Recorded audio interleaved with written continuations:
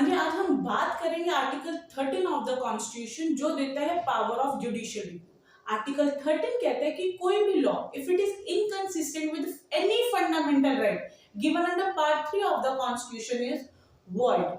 यहाँ पे जो जुडिशियल रिव्यू की पावर है वो बोथ लॉ से कवर करती है, that is pre constitutional law as well as post constitutional law. यहाँ पे कॉन्स्टिट्यूशन जो है हमारा came into force on 26 of January 1950। तो उससे पहले के जितने भी लॉज हैं या उसके बाद जो लॉज आए हैं, दोनों ही लॉज अगर वो फंडामेंटल राइट से इनकंसिस्टेंट है तो वो क्या हो जाएंगे, वॉइड हो जाएंगे as per article 30। Judicial review की जो पावर है ये एक्सरसाइज की जाती है by the supreme Court as well as by the High Court. अब यहाँ पे हम टाइम एंड अगेन रेफर कर रहे हैं द टर्म लॉ। अब इसका एम्बिट जो है वो डिफाइन कर रखा है अंडर क्लॉज 3 ऑफ आर्टिकल 30, जो कहता है पहली बात लॉ में pre constitutional law as well as post constitutional law दोनों ही कवर होंगे। लेकिन लॉ का मतलब क्या है, लॉ के अंदर क्या क्या फॉल करेगा, ये हमें क्लॉज 3 बताता है। फर्स्टली लॉ के अंडर कवर होता है एक्ट्स या फिर कोड।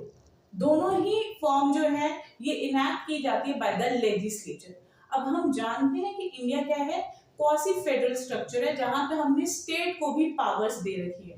तो यहाँ पे लेजिस्लेचर में parliament as well as state legislature दोनों ही फॉल करते हैं और दोनों के सब्जेक्ट मैटर्स जो है वो शेड्यूल 7 में 3 लिस्ट में कवर्ड है। यूनियन लिस्ट के जो सब्जेक्ट्स हैं वहां पे लॉ बना सकता है पार्लियामेंट, स्टेट लिस्ट के सब्जेक्ट्स पे लॉ बना सकता है state legislatures, and concurrent list में जो सब्जेक्ट मैटर्स हैं उन पे दोनों ही parliament as well as state legislature law बना सकते हैं। और अगर कोई ऐसा सब्जेक्ट मैटर है जो तीनों लिस्ट में फॉल नहीं करता, उस पे पावर दी गई है to the central government that is parliament to make laws. अब यहाँ पे जो लेजिस्लेचर ने लॉ बनाया उसे हम कहते हैं एक्ट्स या कोड। सेकंड आता है रूल्स। अब आपने देखा होगा कि जो हमारे एक्ट्स बनते हैं, जो लॉज इनैक्ट होते हैं, वहां पे रूल मेकिंग पावर दी जाती है टू द सेंट्रल गवर्नमेंट और to the state government as per the subject matter. तो यहाँ पे सेंट्रल गवर्नमेंट और स्टेट गवर्नमेंट में हम मानते हैं यहाँ पे central government means the concerned ministry, and अगर हम स्टेट गवर्नमेंट की बात करें तो स्टेट लेवल पे कंसर्न्ड मिनिस्ट्री जो है स्टेट गवर्नमेंट सेंट्रल गवर्नमेंट में फॉल करती है। इट मींस हमें लॉ मेकिंग पावर दी गई है to the concerned ministry, right, जो एग्जीक्यूटिव का पार्ट होता है। तो यहाँ पे लॉ जो है लेजिस्लेचर नहीं बना रहा है, एग्जीक्यूटिव लॉ बना रहा है, राइट। इसको एग्जांपल के तौर पर अगर हम करें देन जुवेनाइल जस्टिस एक्ट में रूल मेकिंग पावर दी गई है to the central government as well as to the state government.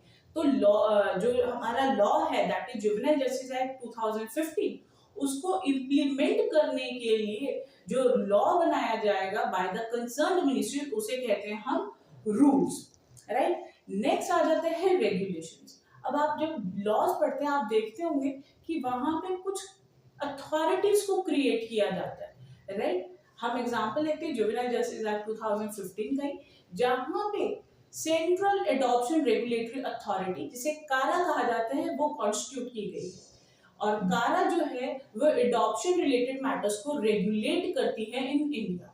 तो वहां पे as per section 68 of the act हमने कारा को पावर दी गई है to make laws to regulate inter country adoption and other matters related to adoption. तो यहाँ पे अब जो लॉ मेकिंग पावर है वो हमने एक अथॉरिटी को दी है जो एक कंसर्न एक्ट के अंदर कॉन्स्टिट्यूट हुई थी। अब जो लॉ बनाएगी दैट अथॉरिटी उसे हम कहते हैं रेगुलेशंस, राइट।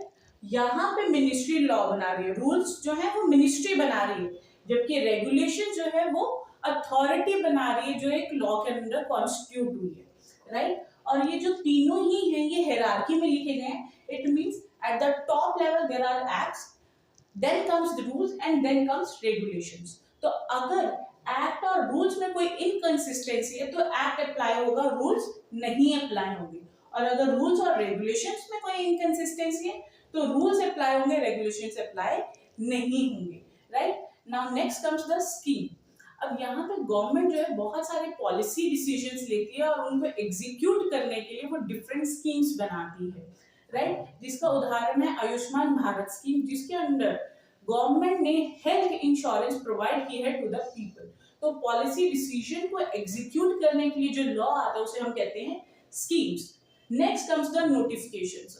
अब गवर्नमेंट जो है बहुत सारी इंफॉर्मेशन जो है कई बार पब्लिक एट लार्ज को देना चाहती है, और वो देने के लिए वो क्या करते हैं, उस इंफॉर्मेशन को पब्लिश करते हैं ऑफिशियल गेजेट, जिसे हम कहते हैं नोटिफाई करना, और उसे हम जो इंफॉर्मेशन रिलीज करी जाती है उसे हम कहते हैं नोटिफिकेशन रिलीज करना। अब ये भी क्या है, लॉ की डेफिनेशन में फॉल करते हैं under clause 3 of the of article 13 of the constitution. Next comes the customs. अब जो कस्टम्स हैं ये क्या होती है, प्रैक्टिसेस होती है, जो लोग हैं वो कुछ एक्शंस को हमेशा परफॉर्म करते रहते हैं फॉर अ लॉन्ग टाइम। जब किसी एक्शन को बहुत टाइम पीरियड के लिए परफॉर्म किया जाता है, लंबे समय तक रेगुलरली कॉन्टिन्यूसली परफॉर्म किया जाता है, then they obtain the status of custom. जैसे कि सिख रिलीजन में एक चद्दर अंदाजी मैरिज की जाती है, जहां पे विडो की मैरिज की जाती है with the brother in law. वहां पे बिकॉज विडो की रीमैरिज हो रही है, वहां पे मैरिज जो है ट्रेडिशनल वे से नहीं की जाती। वहां पे जो ब्रदर इन लॉ है, एक चद्दर जो रेड कलर की होती है यूजुअली, वो विडो के ऊपर डाल देता है, एंड इसे कहा जाता है कि इससे मैरिज परफॉर्म होती है। It is not the recognised form, लेकिन इसको बहुत टाइम से किया जा रहा है, इसीलिए ये क्या बन चुका है, एक कस्टम बन चुका है। और कस्टम होने की वजह से अब ये मैरिज जो है रिकॉग्नाइज की गई है कि अगर किसी विडो की ऐसे मैरिज की गई है जहां पे जो हस्बैंड है, वुड बी हस्बैंड है, उसने एक चादर डाल दी है रेड कलर की upon the widow, that will be considered as marriage. अब क्योंकि ये बहुत टाइम से परफॉर्म की जा रही थी तो ये कस्टम बन गया है, और जो कस्टम है हमने उसे क्लॉज 3 में लॉ रिकॉग्नाइज किया है, राइट। अब ये जो फॉर्म्स हैं ये तो क्लॉज 3 में एक्सप्रेसली रिकॉग्नाइज्ड हैं। अब क्वेश्चन अराइज हो जाता है कि क्या पर्सनल लॉज जो हैं क्या वो लॉ की डेफिनेशन में फॉल करते हैं या नहीं। The answer is no.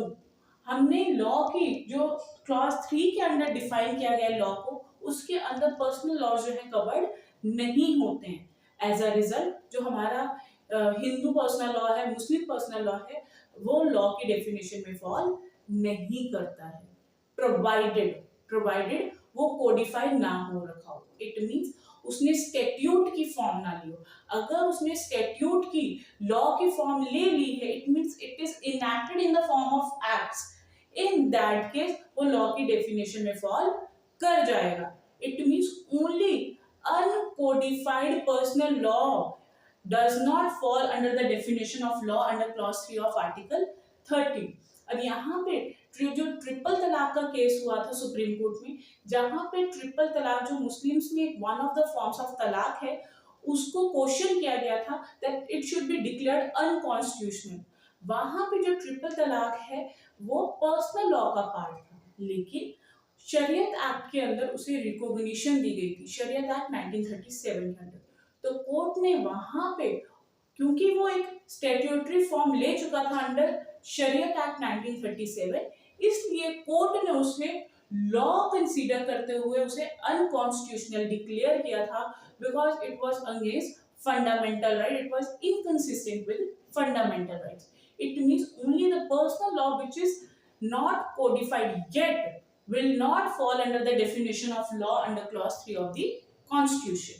अगर कोई कोडिफाई हो चुका है पर्सनल लॉ, देन वो लॉ की डेफिनेशन में फॉल करेगा, और अगर वो इनकंसिस्टेंट है फंडामेंटल राइट से, इन दैट केस उसे वॉइड डिक्लेयर कर दिया जाएगा बाय द सुप्रीम कोर्ट और bye the High court. Next हम बात करेंगे क्लॉज 1 एंड क्लॉज 2 की। क्लॉज 1 बात करता है प्री कॉन्स्टिट्यूशनल लॉज की, एंड क्लॉज 2 बात करता है पोस्ट कॉन्स्टिट्यूशनल लॉज की। दोनों ही क्लॉजेस कहते हैं कि चाहे प्री कॉन्स्टिट्यूशनल लॉ है या फिर पोस्ट कॉन्स्टिट्यूशनल लॉ, वो इनकंसिस्टेंट है फंडामेंटल राइट से, in that case the law will be void only to the extent of inconsistency. यहाँ पे इंपॉर्टेंट लाइन क्या है, to the extent of inconsistency. It means law का वही पार्ट वॉइड होगा जो इनकंसिस्टेंट है फंडामेंटल राइट से, पूरा का पूरा लॉ जो है वो वॉइड नहीं होगा। ये क्लॉज 1 एंड क्लॉज 2 कहते हैं। इट मींस जब भी कोई लॉ आया है, अगर उसके सिर्फ 2 सेक्शन जो हैं फंडामेंटल राइट से इनकंसिस्टेंट हैं और बाकी के प्रोविजन जो है वो बिल्कुल ठीक है, इन दैट केस वहां पे सिर्फ वो 2 सेक्शंस ही वॉइड होंगे, बाकी का लॉ वॉइड नहीं होगा, राइट। ये क्लॉज 1 एंड क्लॉज 2 कहते हैं।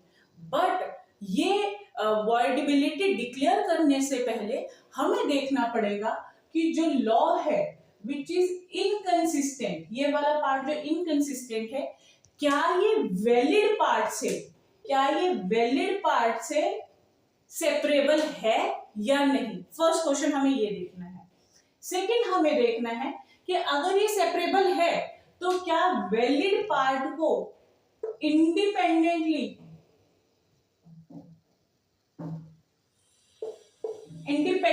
अप्लाई किया जा सकता है या नहीं। ये 2 क्वेश्चंस का हमें आंसर ढूंढना है। अगर सेपरेबल भी है और वैलिड पार्ट सेपरेट होने के बाद इंडिपेंडेंटली अप्लाई किया जा सकता है, मींस दोनों ही क्वेश्चंस का आंसर यस है। ओनली इन दैट केस सिर्फ इनकंसिस्टेंट पार्ट जो है वो वॉइड डिक्लेयर होगा, सिर्फ इनकंसिस्टेंट पार्ट। बट अगर दोनों क्वेश्चन में से किसी एक क्वेश्चन का आंसर भी नो है, इट मींस या तो वो सेपरेबल नहीं है या फिर सेपरेट होने के बाद वैलिड पार्ट इंडिपेंडेंटली अप्लाई नहीं किया जा सकता। In that case the whole law will be declared void. पूरे का पूरा लॉ जो है वो वॉइड डिक्लेयर करना पड़ेगा, राइट। अब यहाँ पे इस डॉक्ट्रिन को कहा जाता है डॉक्ट्रिन ऑफ स्वेरेबिलिटी या फिर डॉक्ट्रिन ऑफ सेपरेटेबिलिटी, जो कि रिकॉग्नाइज किया गया by the supreme court in the case of RMD Chamarbaghwala versus union of India 1957 supreme court, right. अब यहाँ पे नेक्स्ट आ जाता है कि हमारे पास प्री कॉन्स्टिट्यूशनल लॉज हैं। प्री कॉन्स्टिट्यूशनल लॉज देखिए, हमारा कॉन्स्टिट्यूशन आया है 26 जनवरी 1950। इस डेट को जो है हमारा लॉ इंप्लीमेंटेशन में, हमारा कॉन्स्टिट्यूशन इंप्लीमेंटेशन में है।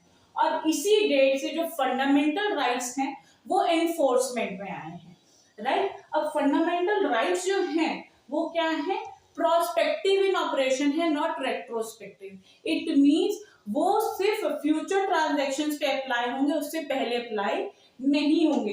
इट मीन जो फंडामेंटल राइट्स को एंजॉय किया जा सकता है, एनफोर्स किया जा सकता है, वो 26 जनवरी 1950 से के बाद ही किया जा सकता है, उससे पहले वाली डेट पे अप्लाई नहीं किया जा सकता। अब जो प्री कॉन्स्टिट्यूशनल लॉज है वो तो यहाँ पे बने थे, यहाँ पे इनैक्ट हो रखे, तो जितने यहाँ पे अगर वो लॉ किसी एक्ट या ट्रांजैक्शन पे अप्लाई होगा और वो वॉइड नहीं हो जाएगा due to the enforcement of fundamental rights, क्योंकि फंडामेंटल राइट्स को हम प्रोस्पेक्टिवली तो अप्लाई नहीं कर सकते हैं।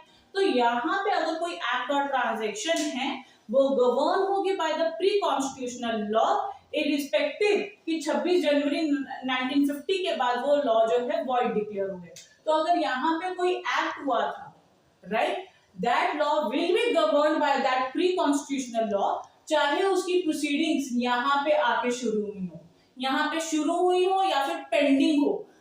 तो अगर 26 जनवरी 1950 के बाद कोई प्रोसीडिंग्स इनिशिएट हुई हैं फॉर द एक्ट जो बिफोर 26 जनवरी हुआ है, तब भी वो प्री कॉन्स्टिट्यूशनल लॉ से गवर्न करेगा, इरिस्पेक्टिव ऑफ द फैक्ट कि प्री कॉन्स्टिट्यूशनल लॉ इस डेट पे आके वॉइड हो गया। वॉइड किसके लिए हुआ है, फ्यूचर ट्रांजैक्शंस के लिए हुआ है, पास्ट ट्रांजैक्शंस के लिए वो वॉइड डिक्लेयर नहीं हुआ है। यहाँ पे आके वो यहाँ पे फ्यूचर ट्रांजैक्शंस के लिए वॉइड हुआ है, उससे पहले वो बिल्कुल वैलिड था। तो चाहे प्रोसीडिंग्स 26 जनवरी के बाद हो रही हैं वो उनको गवर्न करेगा। क्लियर है? इट मींस यहाँ पे ध्यान देने वाली बात ये है कि वो जो लॉ है 26 जनवरी 1950 को वॉइड हो गए, जो वो कब तक वॉइड रहेगा, जब तक पार्लियामेंट उसे अमेंड नहीं कर देता। यहाँ पे अगर पार्लियामेंट ने अमेंड कर दिए तो यहाँ पे भी वो वैलिड है, और यहाँ पे क्योंकि पार्लियामेंट ने अमेंड करके उसे कंसिस्टेंट बना दिया फंडामेंटल राइट से, तो यहाँ पे भी वैलिड है। तो वो जो प्री कॉन्स्टिट्यूशनल लॉ है वो सिर्फ कुछ टाइम पीरियड के लिए ही वॉइड रहेगा, जो कि ये टाइम पीरियड है, राइट। तो हम उन लॉज को क्या करेंगे, उनकी वॉइडेबिलिटी कैसे डिसाइड करेंगे, they will be void only for that time period जब तक वो अमेंड नहीं हो जाते। आफ्टर 26 जनवरी 1950 के बाद जब तक वो अमेंड नहीं हो जाते सिर्फ तब तक के लिए वो वॉइड है, हमेशा के लिए वो वॉइड नहीं होंगे। तो इस पीरियड को वॉइड डिक्लेयर करने के लिए कोर्ट यूज करती है the doctrine of eclipse. Eclipse का हो जाता है फॉर द टाइम पीरियड कोई चीज डोरमेंट हो जाना या इनएप्लीकेबल हो जाना। तो यहाँ पे क्योंकि हम सिर्फ पर्टिकुलर टाइम पीरियड के लिए ही लॉ को वॉइड डिक्लेयर कर रहे हैं, आने वाले पूरे टाइम के लिए नहीं कर रहे, सिर्फ कुछ टाइम पीरियड के लिए उसे वॉइड डिक्लेयर किया जा रहा है, इसीलिए इसे कहा जाता है डॉक्ट्रिन ऑफ एक्लिप्स। ये सुप्रीम कोर्ट ने रिकॉग्नाइज किया था in the case of Bhikhaji Narayan versus state of Madhya Pradesh 1955 supreme court, right. अब यहाँ पे डॉक्ट्रिन ऑफ एक्लिप्स से रिलेटेड एक इंपॉर्टेंट क्वेश्चन अराइज हो जाता है कि क्या पोस्ट कॉन्स्टिट्यूशनल लॉज पे भी डॉक्ट्रिन ऑफ एक्लिप्स एप्लीकेबल होता है या नहीं। The answer is no. Post constitutional laws पे डॉक्ट्रिन ऑफ एक्लिप्स इसलिए एप्लीकेबल नहीं होता बिकॉज जिस दिन वो लॉ एनफोर्समेंट में आया है, चाहे 26 जनवरी को आया या उसके बाद, उस टाइम पे फंडामेंटल राइट्स एनफोर्समेंट में ऑलरेडी हैं।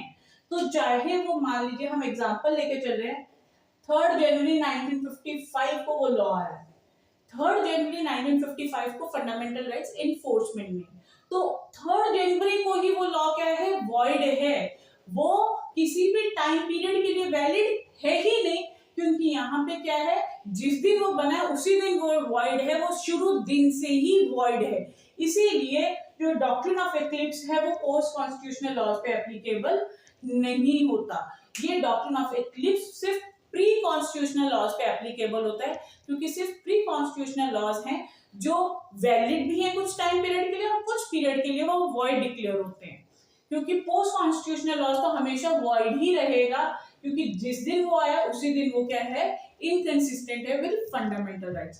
तो doctrine of eclipse is not applicable to post constitutional laws, ये बात ध्यान रखने वाली, राइट। अब हम बात करते हैं लास्ट क्लॉज ऑफ क्लॉज 30 जो कि है, बात करते हैं कॉन्स्टिट्यूशनल अमेंडमेंट की। अमेंडमेंट ये बताता है कि क्या कॉन्स्टिट्यूशनल अमेंडमेंट जो हमने 368 में पावर दे रखी है to the parliament to amend any part of the constitution. अब 368 के अंदर अगर पार्लियामेंट कोई कॉन्स्टिट्यूशनल अमेंडमेंट करता है जो कि इनकंसिस्टेंट है फंडामेंटल राइट से, क्या उसे भी वॉइड डिक्लेयर किया जा सकता है या नहीं, इसका आंसर हमें क्लॉज 4 बताता है। जो क्लॉज 4 है वो ओरिजिनली आर्टिकल 13 का पार्ट नहीं था, इसे बाय अमेंडमेंट ऐड किया गया है, और इसको हम थोड़ा सा हिस्ट्री के साथ जानते हैं। फर्स्ट केस जो इसके रिलेटेड एराइज हुआ वो एराइज हुआ Shankari Prasad versus union of India 1951 supreme court, जहां पे कोर्ट ने ordinary legislative power as well as constituent powers को अलग अलग किया। उसमें कोर्ट ने कहा कि जो कॉन्स्टिट्यूशनल अमेंडमेंट की जा रही है वो कॉन्स्टिट्यूएंट पावर को एक्सरसाइज करते हुए की जा रही है, वेयरएज जो लॉ क्लॉज 3 के अंदर डिफाइन किया गया है वहां पे जो लॉ मेकिंग पावर है वो ऑर्डिनरी लेजिस्लेटिव पावर के अंदर एक्सरसाइज की जा रही है। तो इट मींस कोर्ट ने कहा कि कॉन्स्टिट्यूशनल अमेंडमेंट को हम लॉ कंसीडर नहीं कर सकते under clause 3 of the article 13। Therefore जो कॉन्स्टिट्यूशनल अमेंडमेंट है even if it is inconsistent with fundamental right उसे वॉइड डिक्लेयर नहीं किया जा सकता। बट इस जजमेंट को ओवररूल किया Golaknath versus state of Punjab 1967 supreme court में। कोर्ट ने कहा कि दोनों ही पावर जो है सिमिलर है, और अगर कॉन्स्टिट्यूशनल अमेंडमेंट जो है अगर वो किसी भी फंडामेंटल राइट को वॉयलेट करेगी तो उसे क्या कर दिया जाएगा, वॉइड डिक्लेयर किया जा सकता है under article 13 of the constitution. Finally इस कंफ्यूजन को दूर करने के लिए पार्लियामेंट ने कॉन्स्टिट्यूशनल अमेंडमेंट करके 24th कॉन्स्टिट्यूशनल अमेंडमेंट इन 1971 करते हुए क्लॉज 4 को ऐड किया। इट मींस क्लॉज 4 जो है इनिशियली पार्ट नहीं था क्लॉज आर्टिकल 13 का, उसको बाय अमेंडमेंट ऐड किया गया इन 1971 बाय 24th कॉन्स्टिट्यूशनल अमेंडमेंट, जिसके अंदर ये लिखा गया कि कोई भी constitutional amendment even if it is inconsistent with fundamental right उसे वॉइड डिक्लेयर नहीं किया जा सकता, बिकॉज वो लॉ की टर्म में फॉल नहीं करती। लॉ कौन सी टर्म? जो क्लॉज 3 के अंदर डिफाइन किया गया है उसके अंदर कॉन्स्टिट्यूशनल अमेंडमेंट कवर नहीं होती। तो अगर कॉन्स्टिट्यूशनल अमेंडमेंट फंडामेंटल राइट से इनकंसिस्टेंट भी है तो उसे वॉइड डिक्लेयर नहीं किया जा सकता। ये ऐड किया गया था by 24th constitutional amendment, but इसको चैलेंज किया गया है Kesavananda Bharati versus state of Kerala 1973 के केस में, जहां पे सुप्रीम कोर्ट ने कहा कि ये जो अमेंडमेंट है ये बिल्कुल सही की गई है। इट मींस कोर्ट ने इसे अपहेल्ड किया 24th कॉन्स्टिट्यूशन अमेंडमेंट को, बट लेट डाउन किया कि पार्लियामेंट कॉन्स्टिट्यूशन अमेंडमेंट से किसी भी पार्ट को अमेंड तो कर सकता है, बट वो बेसिक स्ट्रक्चर को जो है वो ऑल्टर नहीं कर सकता। अगर कोई कॉन्स्टिट्यूशन अमेंडमेंट फंडामेंटल राइट के इनकंसिस्टेंट है तो वो वैलिड है, उसे वॉइड डिक्लेयर नहीं किया जा सकता unless it violates the basic structure of the constitution. तो वहां पे कोर्ट ने डॉक्ट्रिन ऑफ बेसिक स्ट्रक्चर को है जो लेट डाउन किया कि कॉन्स्टिट्यूशनल अमेंडमेंट फंडामेंटल राइट्स को अमेंड भी कर सकती है, उसके इनकंसिस्टेंट भी हो सकती है, बट वो कॉन्स्टिट्यूशन के बेसिक स्ट्रक्चर को ऑल्टर नहीं कर सकती। ये केशवानंद भारती केस में कहा गया। तो प्रेजेंट लॉ क्या है कि constitutional amendment does not fall under the term law defined under article 13 clause 3, but it cannot violate the basic structure of the constitution। तो हमें 24th constitution amendment as well as Kesavananda Bharati case को एक साथ read करना है to understand clause 4 of article 13। ये जो concept है ये आर्टिकल 13 जो है इन टोटो आज हमने समझा कि इसके डिफरेंट एस्पेक्ट्स को हमने समझा, डॉक्ट्रिन्स को समझा, और अगर आप किसी भी पेपर की तैयारी कर रहे हैं तो आपके लिए doctrine of variability, doctrine of eclipse को अंडरस्टैंड करना बहुत जरूरी है, बिकॉज ये डायरेक्ट क्वेश्चन आ जाता है।